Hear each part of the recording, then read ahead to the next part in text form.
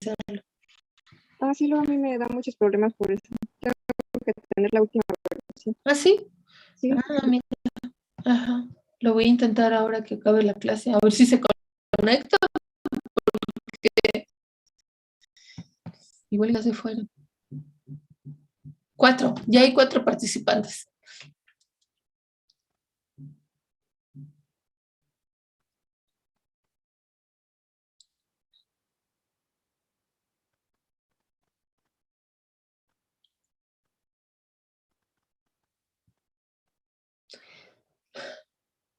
Pero no hay más. Hola, hola.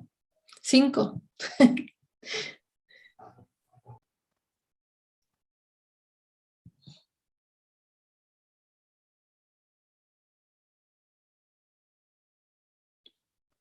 Son 8 en lista, pero luego se conectan más.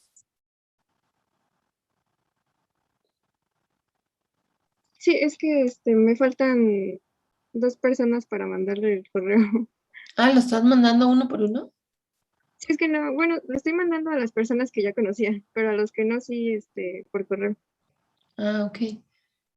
Ahí estaba la lista de todos los alumnos. Sí, nada más que no sé por qué me dicen mis compañeras que no se mandó hacia Ah, todos. ajá. Ah, es que luego en el correo cuando respondes te aparece responder a todos y ya se ponen todos los correos. Ah, sí, es cierto, sí, lo voy a hacer eso.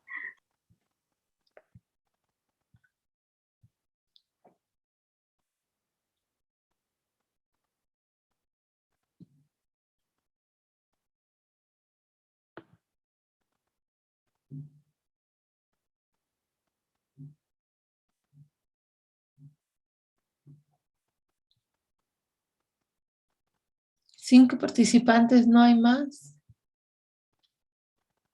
Ah, lo que pasa que dice que aún no se los envía a todos, ¿no? Ah, ok. Seguimos esperando, sí.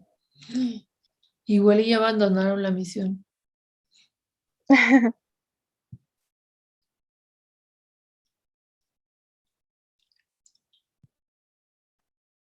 6. 6 participantes, ok.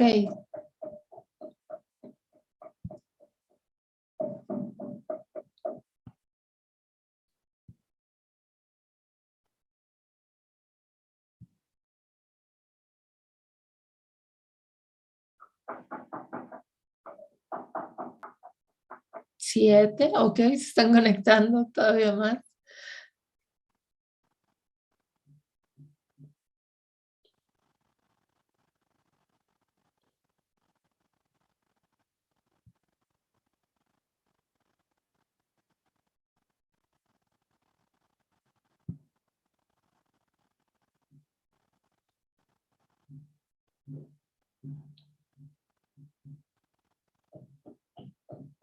Muy bien, un momentito más, esperemos a que se conecten más.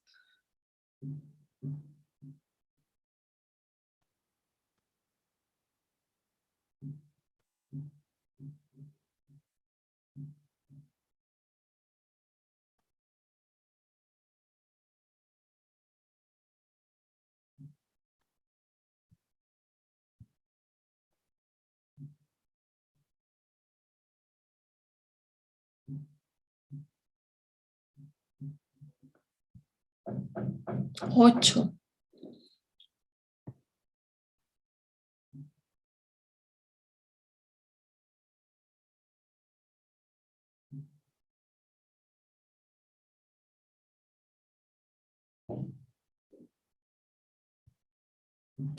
No, pues disculpen que yo no pude conectarme, pero no sé qué pasa. Me dice Andrea que tengo que actualizar mi versión de Zoom, lo cual haré una vez que acabe la clase. Espero que para la próxima vez sí ya pueda yo mandar la invitación.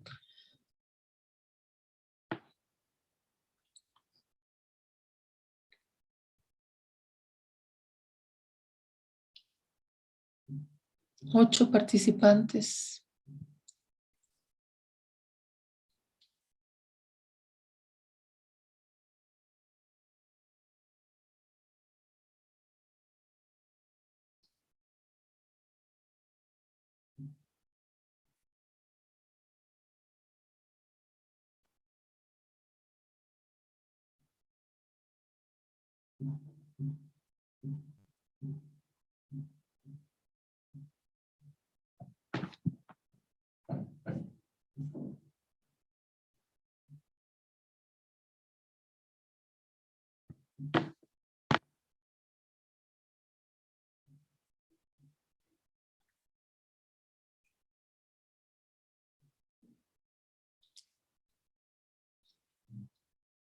¿Cómo ves, Andrea? ¿Seremos todos los participantes, 8? Pues ya ahora sí ya la mandé a todos, porque Ajá, me parece que falta Gamaliel, Alondra y Alexis. ajá, que están inscritos, ¿verdad? Sí,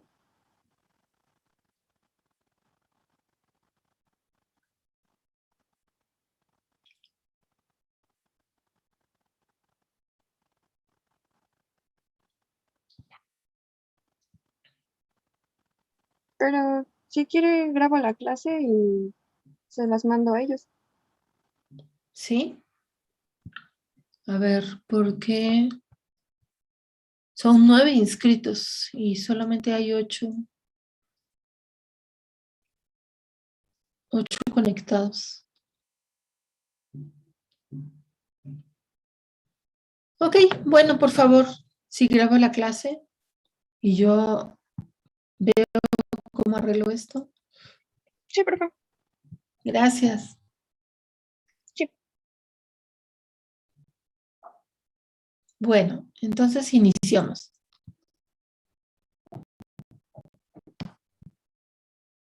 ¿Sí están viendo mi pantalla? Sí. Gracias. Bueno, entonces empezamos con la adquisición de señales en sistema nervioso central. Ok, lo que vamos a ver entonces es el sistema nervioso central, origen del potencial cerebral de superficie, los electrodos que pueden ser no invasivos o invasivos, los montajes, el sistema de adquisición de potenciales cerebrales, la electroencefalografía y sus diferentes presentaciones, y por último el mapeo cerebral. Ok, las primeras mediciones de actividad eléctrica cerebral se llevaron a cabo en los años 20. Les recuerdo electrocardiografía, que fue el primero en 1910 que se comercializó el equipo. En 1920 se empiezan a hacer mediciones de la actividad eléctrica cerebral, donde se detectaron ondas débiles con voltímetros sensibles a los cambios oscilatorios. Y eso lo hicieron Berger en Alemania, Adrian en Inglaterra y Gray en Estados Unidos, aproximadamente al mismo tiempo. Entonces, la interpretación de los ritmos observados del EEG llegaron a ser una herramienta en la investigación y en la práctica médica, clasificando ritmos como parte del sueño, desórdenes mentales, reacciones de estrés físico y mental, fenómeno de infarto y estados de conciencia concretos. Entonces, el sistema nervioso central está formado por la médula espinal, que se encuentra dentro de la columna vertebral, y su continuación. Y luego la continuación pues es el cerebro dentro del cráneo. El cerebro y la médula espinal están inmersas en un fluido extracelular conocido como fluido cerebroespinal, además rodeados de las meninges, que son 3 capas protectoras de todo el sistema nervioso central.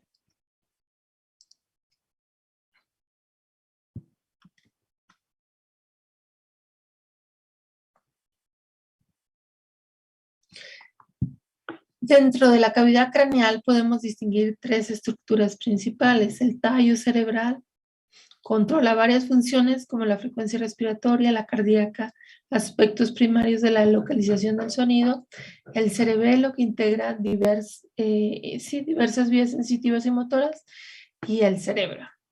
¿Ok? Entonces estamos tratando que con electrodos ubicados en el cuero cabelludo identificar estas señales que provienen tanto del cerebro como del cerebelo como del tallo cerebral. Ese es el interés de la electroencefalografía y de los potenciales evocados. Entonces, el cerebro está constituido en 2 partes o hemisferios que consisten en diversas capas.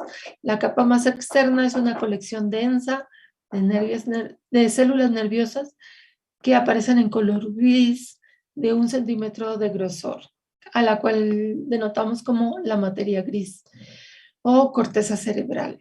En las capas más profundas del hemisferio están los axones y colecciones de células conocidas como núcleos, que se ve como la materia blanca, porque los axones están rellenos de mielina Y entonces eso se ve al menos en resonancia magnética nuclear, se ve como sustancia blanca. Entonces, a grosso modo tenemos el cerebelo en un corte sagital, donde tenemos el lóbulo frontal, el lóbulo parietal detrás de la fisura central. Luego tenemos una separación por medio de la fisura lateral del lóbulo temporal y acá atrás que tenemos el lóbulo occipital. Entonces, así a grandes rasgos, ya sabemos que el cerebro tiene múltiples funciones. Entonces tenemos el lóbulo frontal, que es corteza premotora o corteza motora primaria, adelante de lo que es la fisura central, para atrás de la fisura central tener la corteza somatosensorial primaria, acá en el lóbulo occipital la corteza visual primaria y acá en el lóbulo temporal la corteza auditiva primaria. Muy importantes para cuando tratamos de medir potenciales evocados. ¿Sí? Potenciales evocados que evocamos ya sea la corteza primaria o evocamos la corteza auditiva primaria, que es el lóbulo temporal, o evocamos la corteza somatosensorial primaria mediante estímulos táctiles. Entonces, el origen del potencial cerebral de superficie tiene que ver con que la capa más externa es la capa molecular, que la podemos ver como a diferentes zooms de imagen, ¿no? Como a diferentes amplitudes de la imagen, ¿sí? O resoluciones de la imagen. Entonces, vamos del exterior al interior. Y luego tenemos la capa granular externa, donde se ven estas celulitas. Luego la capa piramidal externa, donde ya podemos ver cuerpos de neuronas más grandes. Luego vemos las células granulares, que son estas chiquititas que andan por aquí. Capa granular interna, y luego venimos con las capas piramidal gigante, que son formadas principalmente por las células piramidales gigantes. Estas células piramidales gigantes son las que principalmente van a estar contribuyendo a la actividad que registramos con un par de electrodos a nivel del cuero cabelludo, en la cabeza. Y luego, más internamente, tenemos una capa fusiforme. Entonces, estas células piramidales gigantes tienen la importancia, más que por ser gigantes, tienen la importancia de tener unos axones muy largos y que se conectan entre ellos, entre las diferentes células piramidales en forma paralela. Entonces, si lo que tenemos en la actividad eléctrica cerebral es una actividad aleatoria, como así se le conoce, esa aleatoriedad se podría ver disminuida por una sincronización en la información que mandan estas células piramidales gigantes.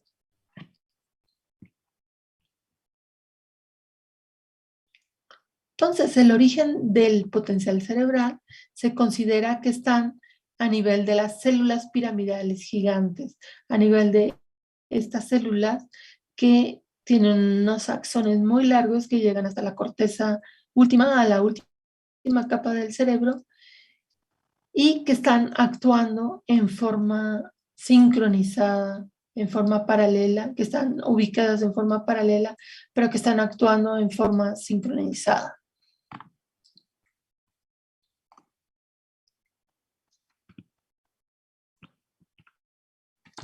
Y, por ejemplo, los demás tipos celulares no es que no tengan una contribución, pero lo que pasa es que están contribuyendo en forma aleatoria porque tienen una distribución donde sus dendritas están relacionadas en forma horizontal, ¿sí? Y lo que tienen las células piramidales gigantes es que están organizadas en forma radial. Entonces, esa forma horizontal, lo único que están contribuyendo es una información aleatoria. Y la información de las células ubicadas radialmente es que tienen una información determinista que podemos medir a través de los electrodos. ¿Ok? Ok.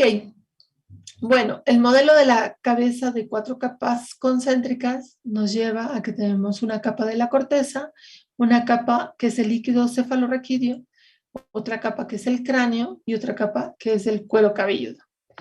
Y entonces, la información cuando nosotros ponemos un par de electrodos aquí en la última capa es que está filtrada. Y está filtrada, ¿por qué? Porque viene la información de la corteza, que es donde están las células piramidales gigantes, y que pasan un líquido cefalorraquídeo que tiene baja resistividad al flujo de la corriente que viene de la corteza, pero luego se enfrentan a una gran resistencia que es el cráneo y otra gran resistencia que es el cuero cabelludo. Entonces, si vemos la relación de conductividades, tenemos la conductividad del cuero cabelludo con respecto a la del cerebro, que esa es igual a la unidad. O sea, estamos asumiendo que la conductividad del cuero cabelludo es similar a la del cerebro. Pero luego tenemos la conductividad del cráneo con respecto a la del cerebro. Y aquí sí es una conductividad mayor la que tiene el cerebro con respecto a la del cráneo, que me da esta relación de 0.2. Y si luego vemos la conductividad que tiene el líquido cefalorraquídeo con respecto al cerebro, pues esta es de 17. O sea, una conductividad mucho mayor la que tiene el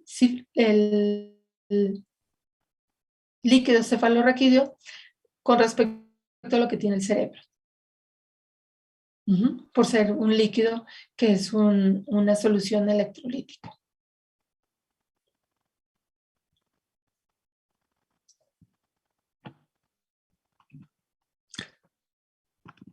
Y entonces, podemos tener registro a nivel de la corteza si se justifica la crenotomía, o sea, el rompimiento tanto de la barrera del cuero cabelludo como la del cráneo, ¿sí? Llegamos a poner electrodos sobre la corteza cerebral y entonces tenemos muy buena recepción. Pero la tendencia de las técnicas de electrodiagnóstico pues es a no invadir el cuerpo humano y entonces colocamos electrodos a nivel del cuero cabelludo, de tal manera que actúa como un atenuador de voltaje. Todas estas capas actúan como un atenuador de voltaje, pero no solo eso, sino también actúan como un filtro paso bajas, ¿sí? Limitando el conjunto de frecuencias que está mandando el cerebro hacia la superficie del cuerpo humano. Entonces tenemos electrodos no invasivos, son electrodos de disco, típicamente de plata, cloruro de plata, de 4 u 8 milímetros de diámetro, que pueden estar blindados o no. Recuerden que el blindaje es importantísimo para mandar a tierra la interferencia de 60 hercios principalmente, ¿sí? Que es la interferencia que existe en cualquier habitación moderna, ¿no? Sin ¿cómo se llama? La cubierta de la jaula de Faraday, que es la que es una cubierta metálica que está aterrizada y entonces que está aislando al sujeto de medición con respecto a la instalación eléctrica. Pero en una habitación normal de un hospital que no existe esta jaula de Faraday, lo único que tenemos entonces es de blindar los cables. En vez de al paciente blindamos a los cables y entonces esto lo mandamos a tierra. Y entonces es importantísimo tener una tierra física. Luego tenemos a los electrodos radiotranslúcidos, que lo podemos usar para cuando estamos a la par o en paralelo haciendo registro de resonancia magnética o de rayos X. ¿Sí? El área de contacto de 1 centímetro dentro de un soporte circular de 38 milímetros. Es el área de contacto del electrodo. Entonces podemos ver que para el registro electroencefalográfico, como ya lo podemos llamar, podemos tener áreas de electrodos de diferente diámetro, como podemos ver en esta figura. Acá pueden ver que si queremos hacer un mapeo cerebral, entonces colocamos electrodos en diferentes posiciones de todo, rodeando lo que es el cerebro a través de la cabeza humana.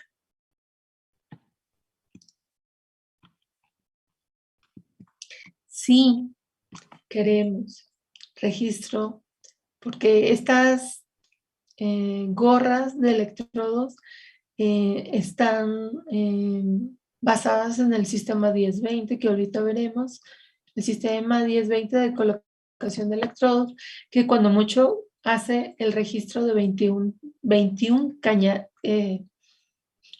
canales en paralelo. Cuando deseamos más, porque hay sistemas de 128 canales, entonces se justifica el uso de electrodos invasivos como los electrodos de aguja, que podemos usar electrodos de aguja unipolar, que están hechos de acero inoxidable y teflón. Podemos usar los bipolares concéntricos o los unipolares sin recubrimiento. Esto para reducir todavía más el área de registro, enfocarlo más a una cierta activación neuronal muy pequeña. Y para eso necesitamos romper la barrera de la piel para mejorar la relación de impedancia electrodo-electrolito-piel.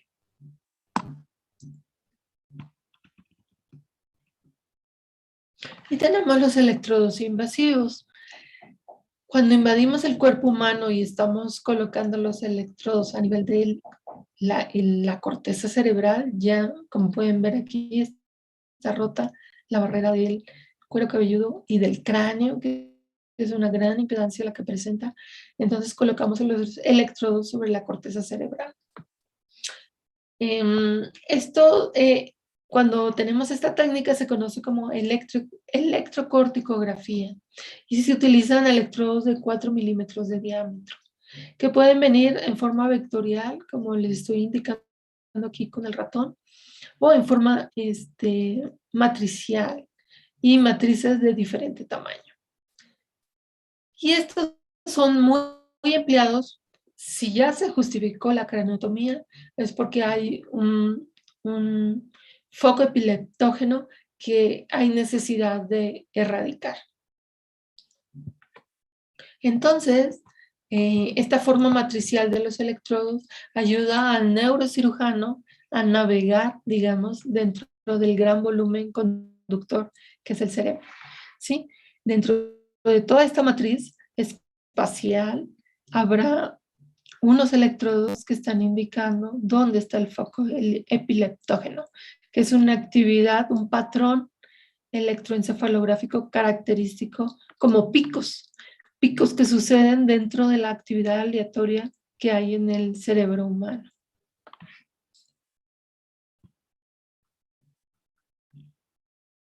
Entonces, como habíamos visto en la electrocardiografía, que hay la necesidad de un sistema de derivaciones estándar, eso es lo que propone el sistema 10-20 para la medición de actividad eléctrica cerebral. Entonces se conoce como sistema 10-20 por el 10% y 20% de la disposición de los electrodos con respecto a un huesito que tenemos aquí arriba de los ojos, que es el nación, y un huesito que tenemos aquí atrás en un corte sagital, que es el inión. Entonces, se ve la protuberancia, si se la tientan ahorita en este momento, hay una protuberancia atrás de la cabeza, que es el inión, y la protuberancia aquí arriba de los ojos, que es el nación. Entonces, se divide longitudinalmente en distancias del 10%, 20%, 20%, 20%, 20% y 10%.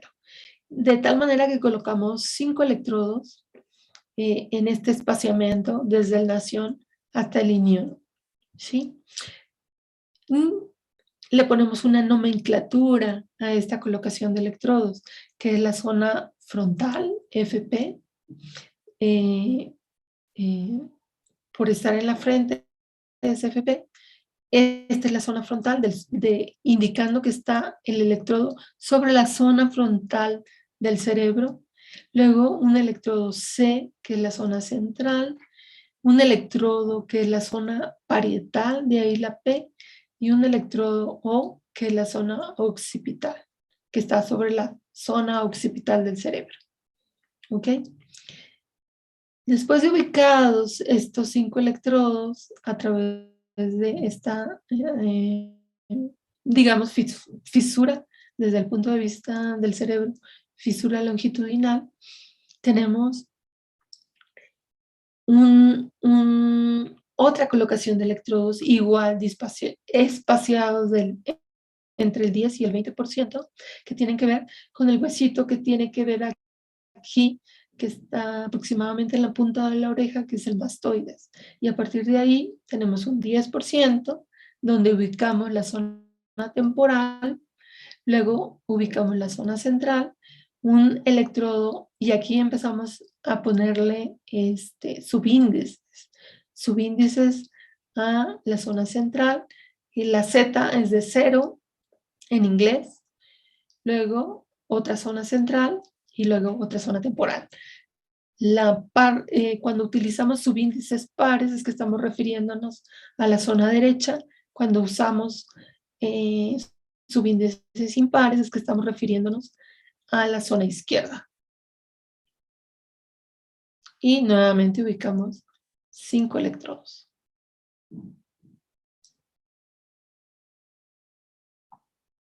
A esa altura, a la altura del T3 y del T4, ubicamos otros 5 electrodos, ¿sí? Donde podemos identificar FP1, F1 en la parte izquierda, T3, T5, zona temporal 3, zona temporal 5 y occipital 1. Y lo mismo tenemos para la parte derecha, otros 5 electrodos.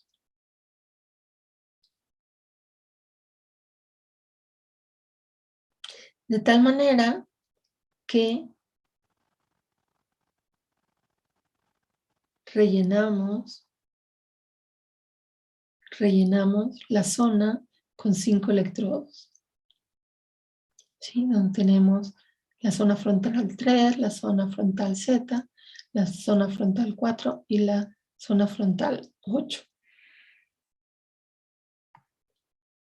Eso sí lo vemos desde el punto de vista del plano frontal, ¿sí? O coronal. Si lo vemos desde el punto de vista axial, podemos ver la disposición de los electrodos, y si lo vemos desde una zona frontal posterior, ubicamos la zona occipital y parte de la zona parietal.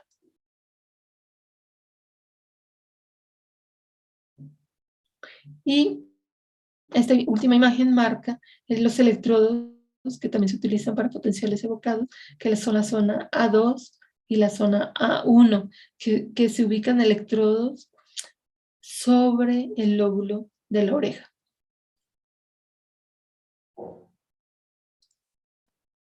De tal manera que el sistema 10-20 nos da un número de electrodos igual a 21.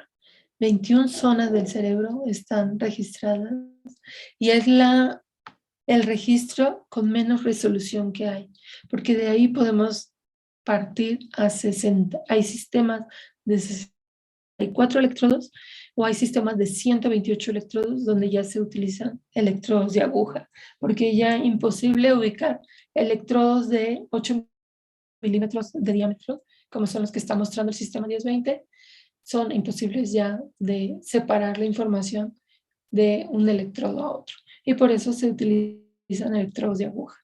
Ya mapeo cerebral en forma invasiva.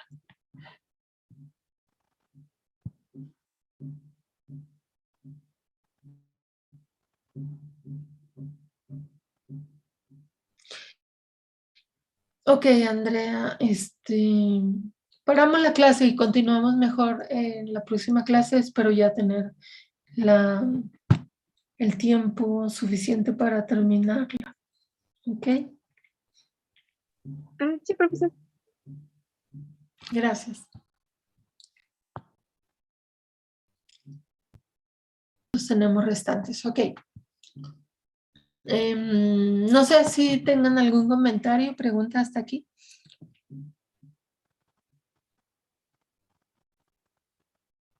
No, profe, todo bien. Gracias. Bueno, entonces les decía que esta distribución del sistema 10-20 son lo que trata de hacer estas gorras que se ve aquí a la derecha, estas gorras que tienen la facilidad, pues la idea del sistema 10-20 es distribuir homogéneamente todos los electrodos a través de todas las cortezas del cerebro, importantes funcionales, ¿no? Entonces, tiene la facilidad la gorra de colocarse y que aquí en el centro del electrodo hay un pequeño espacio donde se puede inyectar el gel electrolítico, ¿no? Que aquí se ve. Entonces, los fabricantes lo que han hecho para estos sistemas de rápida posición de los electrodos es con las gorras, y que presentan gorras de diferentes medidas, chica, mediana y grande, dependiendo del cerebro del cual quieren sacar el potencial eléctrico. Aquí hasta se ve la aguja donde se inyecta el gel electrolítico que viene en esta capa.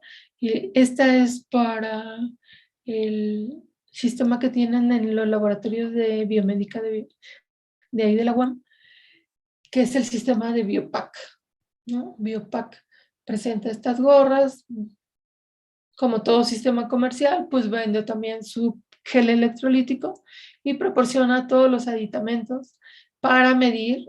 Estas son medidas, cintas para medir la distancia, la longitud entre el inión y el nación, y calcular la medida de la gorra que se le va a depositar al sujeto. Luego vienen estas amarres. Uno va colocado aquí a través de la mandíbula y otros pueden estar fijos a través del pecho. Unos amarres a través del pecho para fijar bien o para mejorar el contacto del electrodo con la piel, la interfase electrodo-electrolito-piel, ¿no? Para mejorar esa resistividad que presenta la piel, pero aunado, en el caso de electroencefalografía, aunado al cabello, que ahí está. Entonces, bajo estas condiciones, es posible detectar actividad eléctrica encefalográfica. Sin embargo, para fines de diagnóstico, lo que hacen los electroencefalografistas es de plano rapar el cabello. Lo rapan para mejorar todavía más la relación electrodo-electrolito-piel. Pero eso es para los casos donde les interesa muchísimo estudiar la actividad eléctrica que proviene de esa fuente del cerebro, de ese conjunto de células funcionales que les interesa estudiar.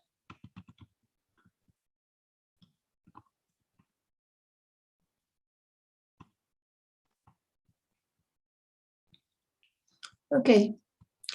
Y también se han enfrentado con la selección de un sistema de referencia. Se han utilizado las orejas interconectadas, donde se promedia la información en los lóbulos con resistencias altas.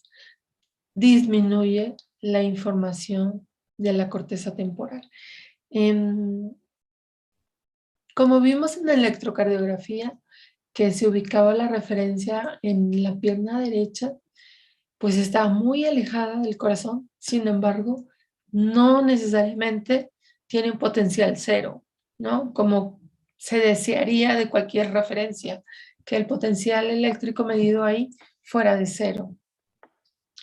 Entonces lo que se utilizan son, por un lado, las orejas interconectadas, donde se promedia la información en los lóbulos con resistencias altas para disminuir esas resistencias altas, para disminuir la actividad eléctrica que detecten las orejas, ¿sí? Entonces, con esto se logra la disminución de la información de la corteza temporal que está ahí cercana, ¿ok? Otra referencia pudiera ser el mentón o nariz, con el inconveniente de que corre el riesgo de artefactos miográficos. Otra referencia que se utiliza es la externo, del esternón, por el esternón vértebro clavicular. Se promedian 4 puntos por medio de resistencias variables. Se coloca una en el esternón, una en la columna, a nivel de las cervicales, otra en las clavículas, a nivel de la parte media de las clavículas. Y de esta manera se conectan a 4 resistores y se realiza el promedio de estas 4 intervenciones.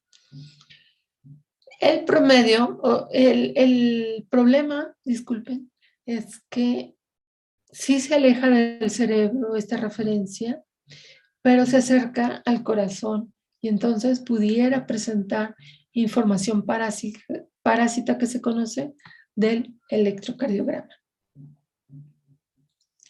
Otra referencia que se emplea es la de collar, que es una trenza metálica envuelta en fieltro empapado de solución salina. Otra referencia es, pues ya que no puedo lidiar con una referencia cero, pues entonces utilizo el promedio de un número mayor de electrodos.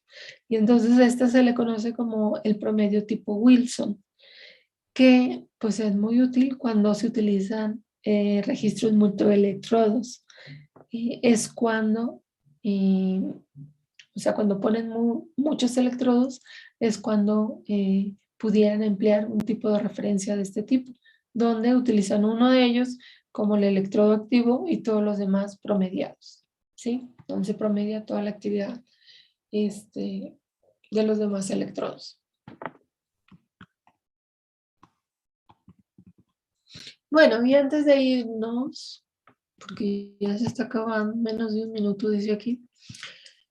Antes de irnos les presento un electroencefalograma, que pues es esta señal que estamos viendo aquí en la lámina, y donde pues no se puede ver que haya un patrón ahí característico que se esté repitiendo, como lo vimos en el electrocardiograma, ¿no? Aquí es una información aleatoria. ¿Por qué? Porque es una información que viene de múltiples fuentes que tiene el cerebro. Tiene múltiples funcionalidades y cada una está actuando en forma independiente.